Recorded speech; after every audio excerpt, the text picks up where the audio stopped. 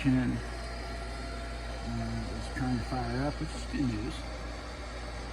To find out what the problem is. Okay, so it seems like the inducer motor's coming on.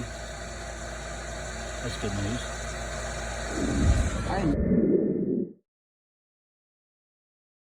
I'm in an addict. Oh, it shut off. So that lets us know something's going on, where it doesn't want to fire up. Okay.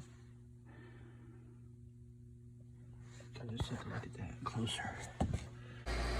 Why? It won't fire up. It's pressure. See, I'm in the attic. Interesting, huh?